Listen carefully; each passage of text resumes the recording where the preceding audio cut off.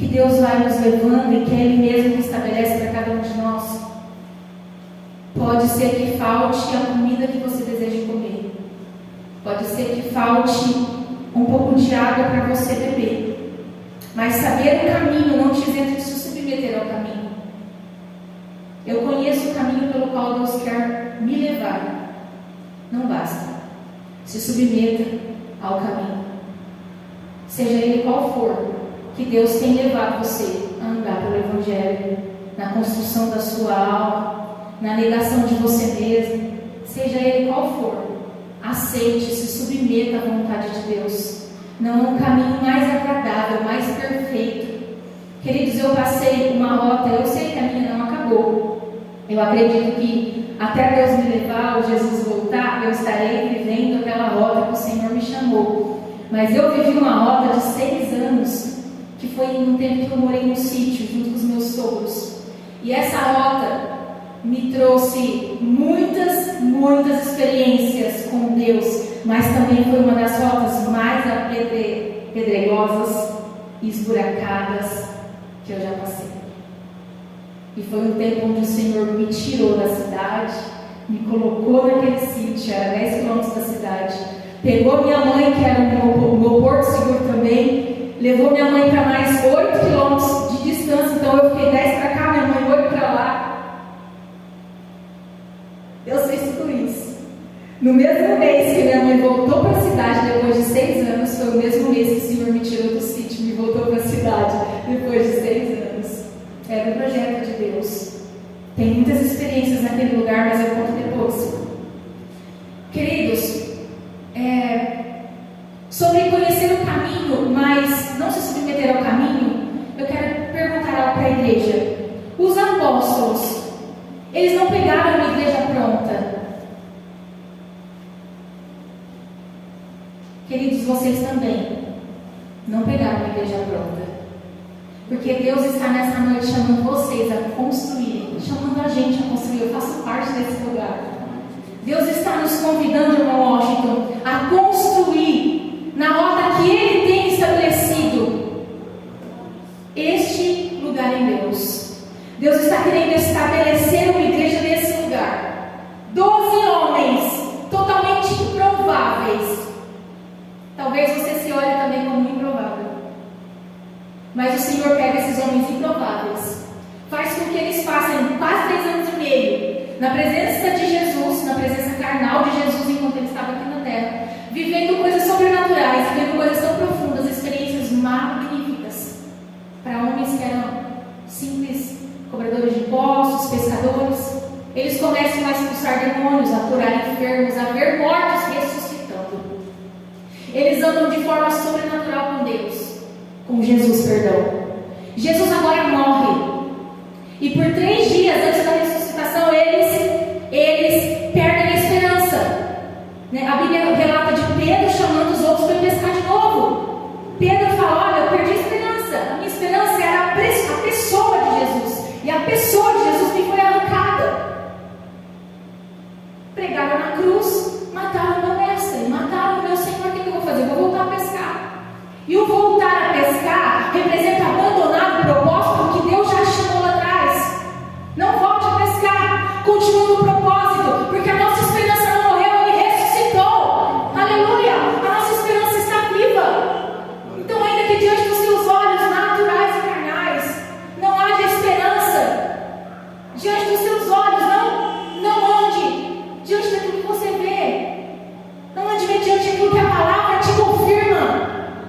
A palavra te confirma. Se tem uma coisa que você não pode duvidar na sua vida da palavra de Deus, ande sobre esse alicerce, em nome de Jesus. Pedro volta a pescar, leva outros a pescarem, abandonando o propósito. Amém? Mas Deus nos chama a não abandonar o seu chamado nessa noite. Se você por algum motivo tem pensado em desistir de alguma coisa em que Deus já te impeliu a lutar, não desista. O que eu disse no começo? Que essa palavra tem que entrar no teu coração de uma forma profética. Não desista. Glória a Deus. Você, irmão, põe a mão no seu coração. Você é o alicerce dessa obra. Hoje Deus está usando você como alicerce desta igreja. Como assim, Manu?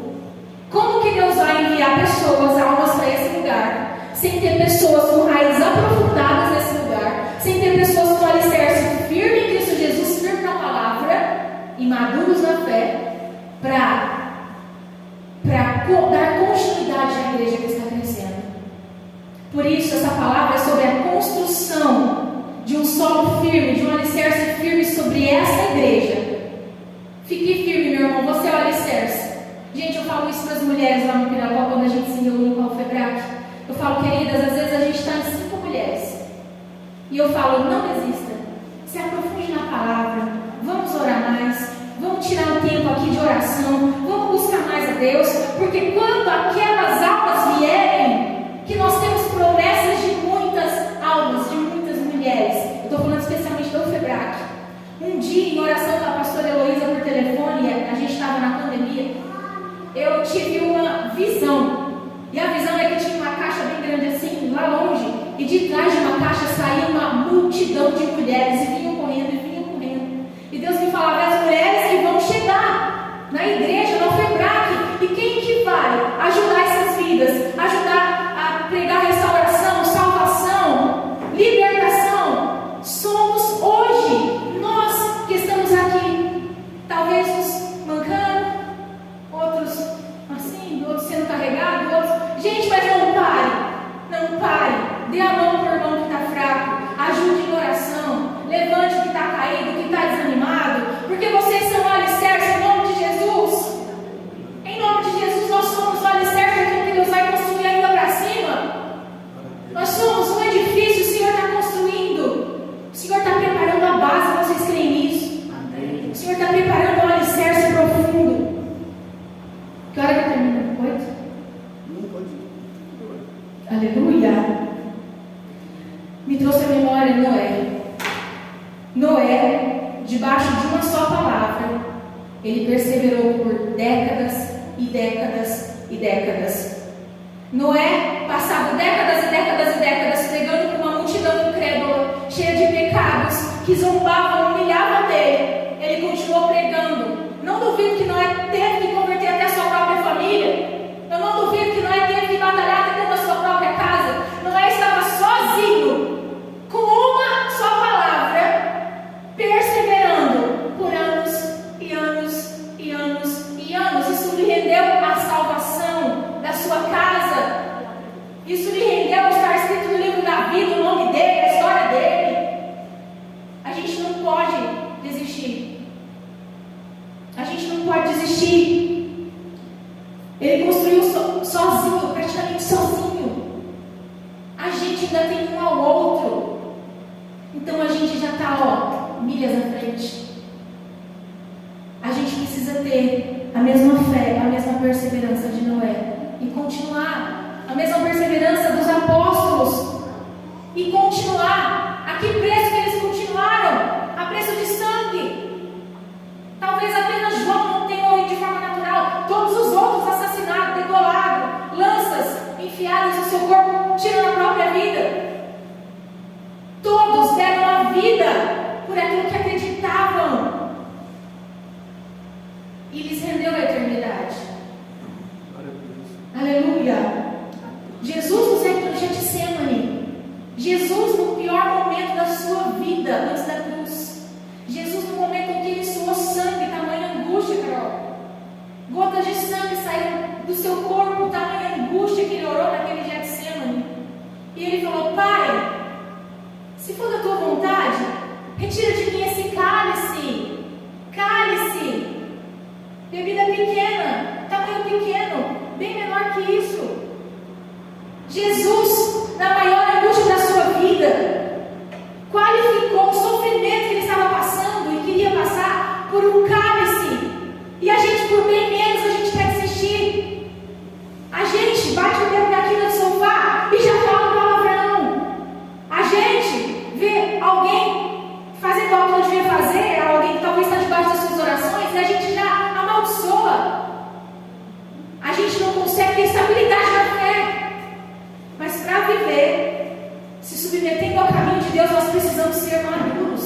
ser estáveis, ser perseverantes. É isso, igreja do Senhor, que o Senhor nos chama a viver e a ser. Fazer a vontade de Deus não é fácil, mas ainda é o melhor caminho. E por quê? Porque tentar fugir dela é bem pior. Tentar fugir da vontade. Você já passou por um dia, uma semana, um mês, alguns anos, tentando correr de Deus? Você já tentou? Irmão, eu acho tão horrível. A gente, talvez todos aqui, já tenhamos, nem que o nosso físico não demonstrou, nós estávamos ali, todo domingo nós estávamos na igreja, mas dentro do nosso coração só Deus sabe quanto que você quer fugir da vontade dele. Não vale a pena, não adianta, porque fugir da vontade dele, gente, é igual um laço. Você não consegue. Você vai tomar sorvete e o Espírito Santo fala com você lá, volta. Você vai fazer algo pequeno, o Espírito Santo te incomoda. Gente, é um incômodo tremendo. É um incômodo tremendo ficar longe da vontade do Senhor. Então é melhor obedecer. É melhor obedecer. É melhor obedecer. Glória a Deus. Aí às vezes a gente pergunta assim, pai, por que eu estou passando por uma situação que eu não provoquei? Estou passando por um vento, meu nome está no meio de um negócio, que não fui eu que provoquei, não foi eu que induzi, não foi eu que falei, não foi eu que fiz nada. Mas de repente chegou um problema aqui para mim, sabe o que isso está dizendo conosco como igreja? Que vai chegar aqui pessoas endemoniadas. Vai chegar aqui pessoas com problemas que você vai falar assim, misericórdia. Como eu ajudo esse irmão? Misericórdia, não me vem um versículo na mente para ajudar esse irmão. Misericórdia, que situação é essa? Que rosto é esse? Sabe por quê? Os samaritanos eram um povo errado, era a terra de errados. Mas por que Jesus não evitou essa terra? Por que Jesus, sabendo que era um povo errado, um povo torto, por que Jesus não evitou? A Bíblia diz que Jesus entende que era necessário passar por ali. Porque Samaria representa hoje para nós uma terra de quem está no erro e não sabe como sair do erro. Samaria representa para nós as pessoas que chegarão aqui na construção dessa igreja e que você, sabendo ou não sabendo, pede instrução para o Espírito Santo e ministra uma oração, ministra uma palavra para essa vida. Porque é uma pessoa que está tentando sair do erro e não consegue. Mas não por que essa palavra? Porque essa mulher samaritana, ela, depois do Senhor revelar que ela já teve 5 maridos, o sexto que ela estava não era dela, ela entende que o Senhor era um profeta ali, e aí ela fala, o Senhor está falando a verdade, eu não tenho marido. E aí imediatamente ela se confronta com o pecado que ela está vivendo, e ela fala, então me diga, onde é que nós devemos adorar? Ou seja, onde é que eu levo meu sacrifício para a remissão desse pecado? Eu acabei de discernir que eu estou vivendo em pecado. E ela fala, então me fala onde eu levo o sacrifício para a remissão do meu pecado. Aí Jesus fala assim para ela, bom, você sabe que a salvação vem dos judeus, ou seja, é no templo de Jerusalém, é lá que sacrifica, é lá que você vai levar o seu novilho, a sua pombinha para a remissão do seu pecado. Só que ao mesmo tempo, quando Jesus fala isso para ela, está dizendo para ela, é em Jerusalém, mas lá você não entra, que você é samaritana, para eles lá você é um cão. Aí ela fala assim, é em Jerusalém ou no Monte Gerizim? Jesus fala, no Monte Gerizim você pode até sacrificar, no Monte Gerizim você pode até pensar que está sendo perdoado, mas eu não recebo. Por quê? Porque lá, além de oferecer para mim, também se oferece para outros deuses. Deus não recebe esse sacrifício. Ou ele é único na tua vida, ou não precisa buscá-lo. Fica com os outros. Ou ele é único no teu coração, ou você o adora, ou você o adora em exclusividade, ou não precisa adorá-lo. É a verdade.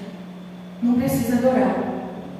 Então, quando Jesus fala isso para ela, Jesus está falando o seguinte: você pode sacrificar, mas você está sem rumo, minha filha, porque lá você não entra, aqui não recebo. O que você vai fazer da sua vida? Então ela precisa se consertar, ela precisa de um sacerdote, ela precisa de uma oferta, e Jesus vem se revelando para ela, mas chegou a hora. Aleluia! Jesus é o sacerdote, é o sumo sacerdote que está diante dela. Jesus é a oferta, Ele é o Cordeiro de Deus. Aleluia! E Ele está diante dela dizendo, chegou Chegou a hora, mas vem a hora e já chegou, em que os verdadeiros adoradores adorarão o Pai em espírito e em verdade. E adorar o Pai, querido, não é da glória a Deus e aleluia, e mexer bastante a mãozinha. Adorar o Pai é ser um pecador arrependido do seu pecado.